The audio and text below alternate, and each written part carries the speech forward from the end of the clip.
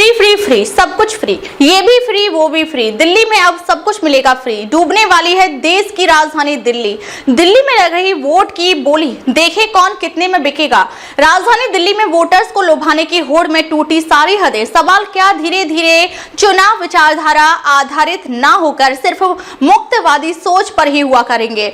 दिल्ली में फ्री के वादों पर सभी दलों का इतना जोर आखिर क्यों है? दरअसल दिल्ली में 5 फरवरी को विधानसभा चुनाव के लिए मतदान होना है।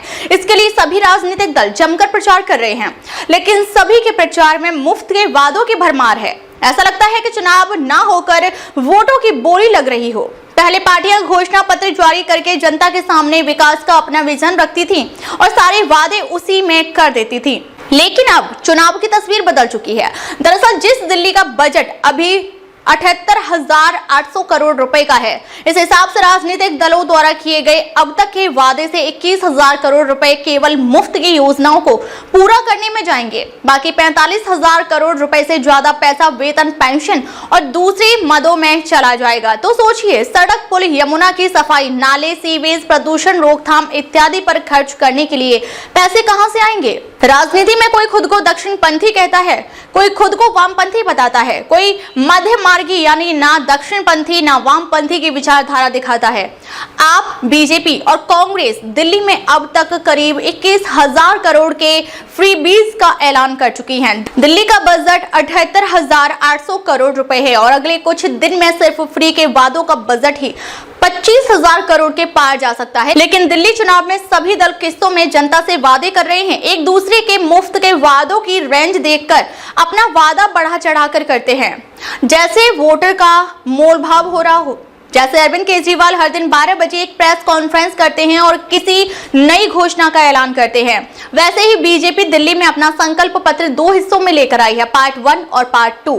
अरविंद केजरीवाल ने स्टूडेंट्स के लिए फ्री बस यात्रा का वादा किया, तो कांग्रेस ने बेरोजगार युवाओं को 8,500 रुपए प्रति महीने का अप्रेंटिसशिप स्टाइपेंड देने का वादा कर दिया। बीजेपी ने सरकारी शिक्षण संस्थाओं में जरूरतमंद स्टूडेंट्स के लिए केजी से पीजी तक की पढ़ाई मुफ्त कराने का ऐलान किया है। साथ ही बीजेपी ने प्रतियोगी छात्रों को 15,000 रुपए की सीधी मदद, 2 बार परीक्षा देने जाने पर मुफ्त बस यात्रा और 2 परीक्षाओं के फॉर्म भरने का पैसा देने का वादा किया है।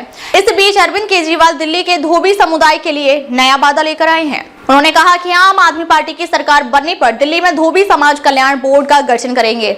उन्होंने धोबी समाज को पानी, बिजली घरेलू दर पर देने और जहां वे कपड़े प्रेस करने की ठेरी लगाते हैं उसे नियमित करने का वादा किया। वहीं बीजेपी ने घरों में हाउस हेल्प का काम करने वालों की मदद के लिए वेलफेयर बोर्ड बनाने के साथ ही ऑटो वालों के लिए 10 लाख का जीवन बीमा और 5 लाख रुपए तक का दुर्घटना बीमा, बच्चों को छात्रवृत्ति देने का वादा किया।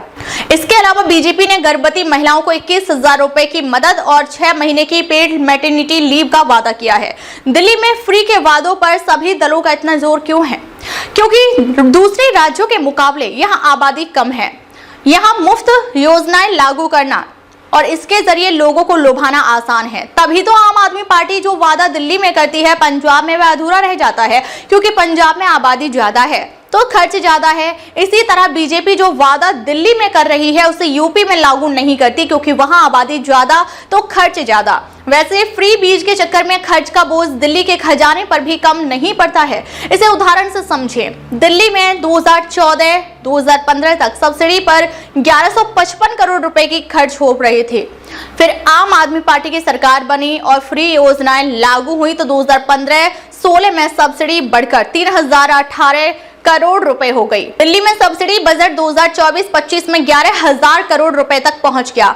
10 साल में जनता से किए फ्री के वादे पूरा करने में सब्सिडी 607% तक बढ़ चुकी है। अब जैसे मुफ्त बिजली का खर्च देखिए, 2014-15 में बिजली सब्सिडी का खर्च 292 करोड़ रुपए था। आम आदमी पार्टी की सरकार बनने के बाद यह बढ़कर 1443 करोड़ रुपए हो गया और 2024-25 में यह खर्च 3600 करोड़ रुपए तक पहुंच गया।